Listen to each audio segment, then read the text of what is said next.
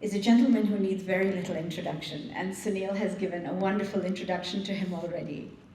But I would like to say that Consul General, Mr. Manish Gupta, definitely, his affable personality and his diplomacy has made him one of the most endearing Consul General that Sydney has seen. Some of you may already know, Consul General Mr. Manish Gupta is a career diplomat and a member of the Indian Foreign Service since 1998. His career spans well over 2 decades, and he's held various positions in New Delhi and internationally with extensive experience in dealing with multilateral issues.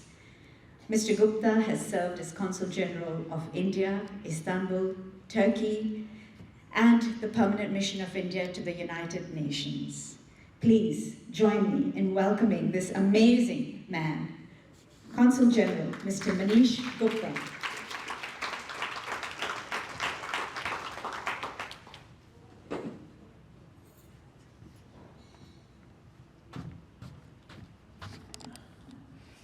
Thank you very much, Preeti ji.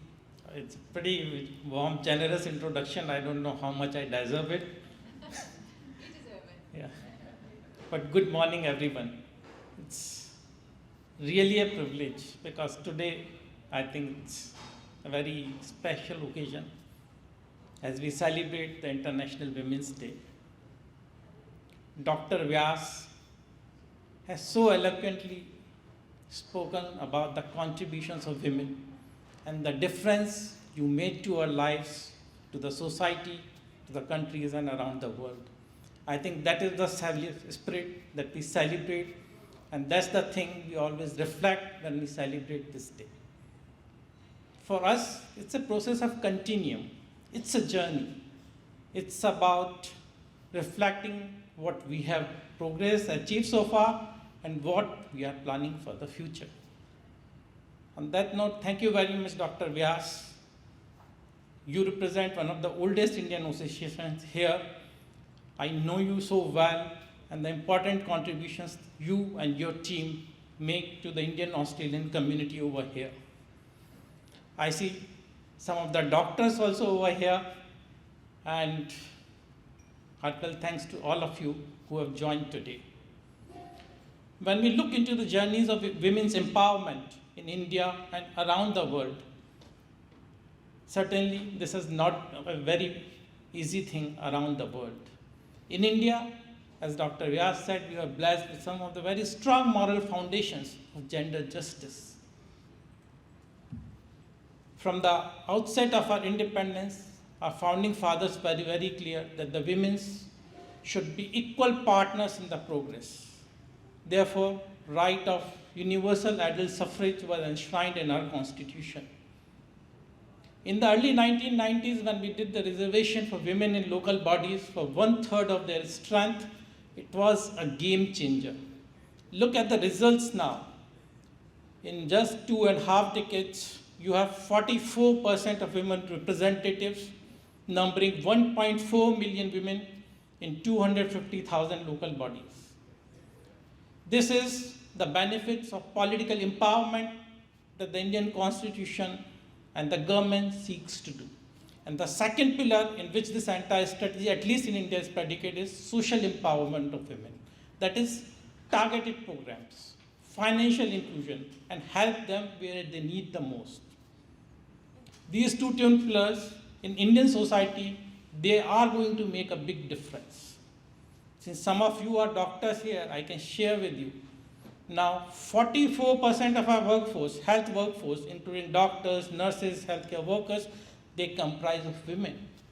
I'm happy to see now more women enroll in Indian medical colleges than men. You have nearly 14% of commercial pilots in India, they are women. This is twice the global average. Having said that, I am quite conscious, it's not a bed of roses all the way. There are challenges ahead. And together, we have really need to do something much more to reform this world a much better place. Because at the end of the world, if you look at the challenges of today, whether it's the realization of sustainable development goals or a sustainable world for a better tomorrow for our forthcoming generations, I think the path simply goes through women empowerment. In India, we have a dream to become a developed country in next 25 years.